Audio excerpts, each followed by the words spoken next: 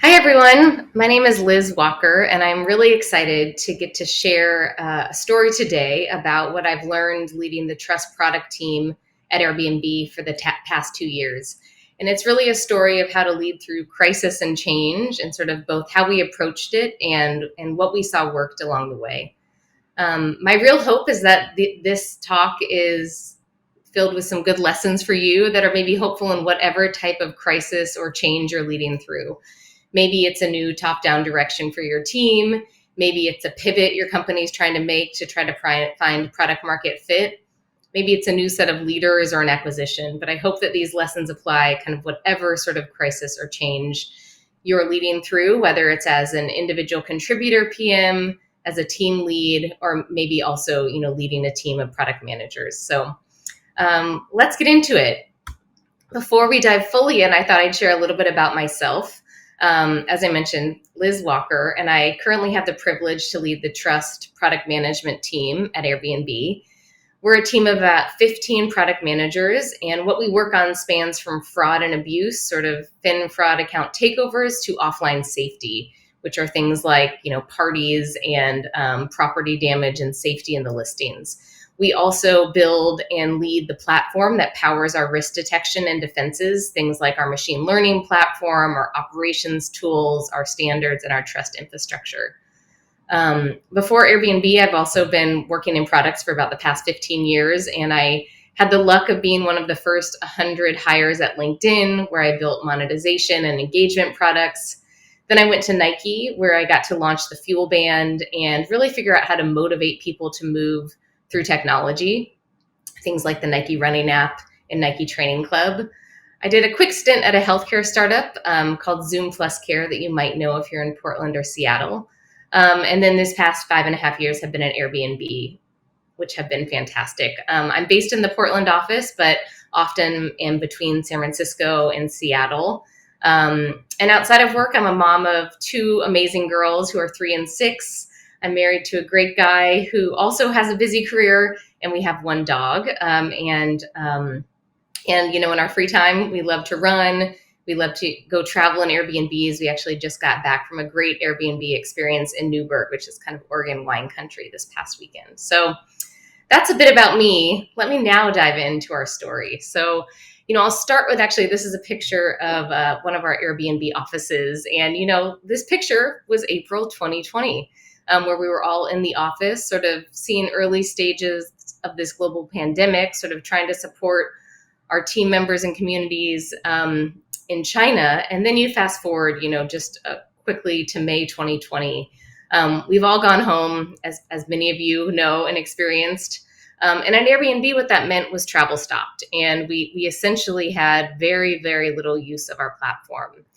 We also would wake up to headlines like this, almost daily, sort of saying, what is happening to Airbnb and what's the future?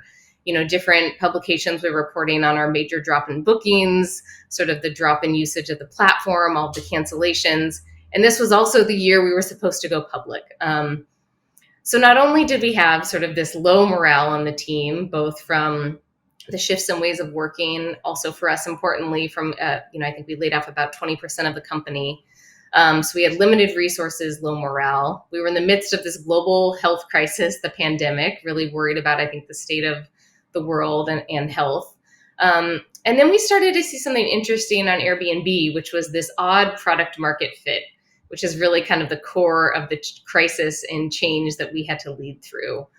What we started to see was that good actors, sort of the people that go, the guests that have the 5-star stays, stopped traveling. And many of our sort of bad actors kept using Airbnb. And especially what that meant was that we were a great product market fit for people that wanted to get together as bars and restaurants were closed. And what that meant was a huge rise in unauthorized house parties. So what our team was sort of tasked with was, how do you get a handle on this sort of odd product market fit, unauthorized house parties amidst this global pandemic? So I'll tell you a bit about what happened. I think the first thing, maybe before I dive in, is just to set the stage at why this was so hard. And maybe this will resonate in some of what you've dealt with or are dealing with. I think one thing we saw was that there really was no global playbook for how to do this. It's not like we had somebody we could go hire or talk to that had been working to stop house parties in a pandemic for 5 years, 1 year, months. This was a brand new sort of problem that we started to see. I think the second thing that we saw, which was that, many of our standard, defenses actually were a bit challenged in this situation. So things like using machine learning models to predict offline behavior is very hard. It's really different than trying to use machine learning to predict behavior of like on a shopping website or a news feed.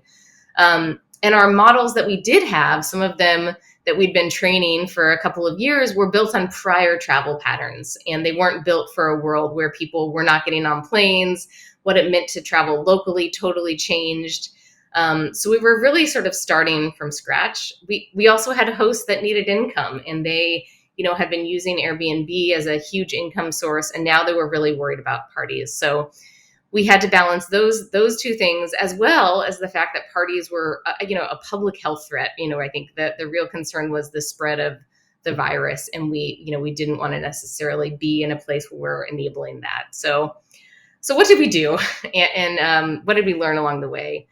The first thing, that we really looked at was how do we, get back to basics and come back to our users. So again, there was no playbook for this, but we sort of said what always worked is it's going back and listening to your users and what their needs are. And, this is one of my favorite quotes, Adam Grant, around, if knowledge is power, knowing what you don't know is wisdom. And we really tried to take a very humble approach and go out and listen to three groups. First, we listened to experts, sort of people that were community public health experts, some of our partners, to help us inform what they were seeing as they were trying to really figure out new patterns of behavior and risks. The second is we listened to hosts. And some of this meant, listening to hosts that wanted to continue to grow their business. Others were really tough calls with maybe a host that had just had a hard, big party at their listing that, they sort of wished we might have done more to prevent. And we started to listen to them talk about what are the signals and things they look for to prevent parties. So we did a lot of listening to our hosts and continuing to engage with them and hear what they were hearing and see what we could do to build it into the product or educate other hosts. And then we also listened to our communities, and we listened to neighbors and community leaders and sort of said, what can we learn here? So I think the big thing that we realized was that these groups had amazing ideas that were great places to start and really helped us rethink both how would we build a useful machine learning model or set of defenses in this situation. So kind of going back to the basics of users for us proved really useful to help us figure out how to move forward. That brings me to the second sort of big lesson or learning that we had leading through this crisis. And part of what we realized was we needed to both define success and also really define it with things being clear what's in our control and what's not. So for us, what we knew was in our control was how well we can understand the problem space, kind of how well we could listen, how many people and great smart people we put on this problem. So we started to shift some of our best PMs or data scientists over to kind of work on this space. We also could control how quickly we learned and how quickly we built features to kind of test our hypotheses. And we also could control, the education we gave to hosts. So a huge part of what we learned was how can we define success by things that we can control? And then also how can we get clear that success is about, not necessarily solving this full problem this month or this quarter, but building momentum and actually building recognition that this might not be a silver bullet kind of solution, but we are going to start to do little things that we think will add up to a bigger change. And I think this really took a bit of a learning mindset shift, both that we had to make on the team, but also reset with leadership. And I think, this is what, to me, one of these, the quotes that comes to mind is really, how do you move a mountain? You just start one rock at a time. And for us, that really resonated because what we could do is everything in our power and in our knowledge to prevent a party. If a party happened, not great, but what could we control? And what we started to set up was a process where we would look at what did happen and how could we use what we learned to fix forward. One great example is that we sort of set up this, this process that would always read out post a party incident, sort of did everything work as expected. This was just a great gut check to say, are our systems as efficient and kind of working as intended? The answer there almost always was, yes, it did. But then usually there was something more we would learn. And we would say, what did we find out that could inform how we move forward and how we learn forward? And this was the big insight for us, was that we could take any party and use it to get stronger and aim to add those fixes quickly. And so this was really, I think, a huge change in how we were able to both make meaningful progress and feel like we could get a little bit better every day, like move that mountain a little bit every day. I just had to include this great visual that comes from one of my favorite books, both for life and product, called The Gap and the Gain by Dan Sullivan. If you haven't read it, highly recommend. And a huge part of what it talks about is this idea that, when you're starting somewhere and trying to get to an end state, kind of the ideal state, what we often do is look at the gap of how far we have to go. And, we did that, of course. We always felt like, the gap is no parties. But the starting point and our progress was the core thing we really tried to also focus on and share throughout the organization. So, both how much progress have we made? What are the big wins that are in place?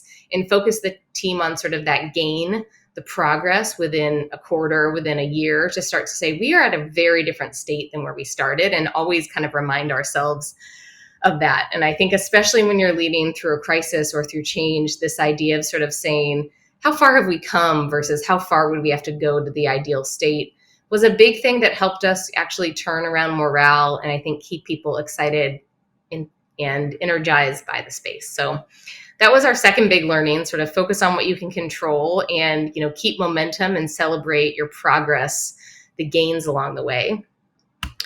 The last thing I would share, and I think this often comes up when leading through change, is that actually constraints can help you innovate. And I both worked at companies and on teams and on products where we sort of felt like we needed this boundless freedom to innovate. And I think we also saw in this case, especially, in a crisis situation where you have boundaries of time or resources or, even being together, was that it actually, you can still have innovation thrive, within boundaries. And, this for us, there's some interesting examples to call out. I think one example was as we started to look around the world and say, how can we prevent parties in the United States, in Europe, in Australia? We actually started to see some differences, both in terms of what the shape of those parties looked like, kind of the risk patterns, and then also kind of what was allowed and acceptable in those countries in terms of what to use as a signal.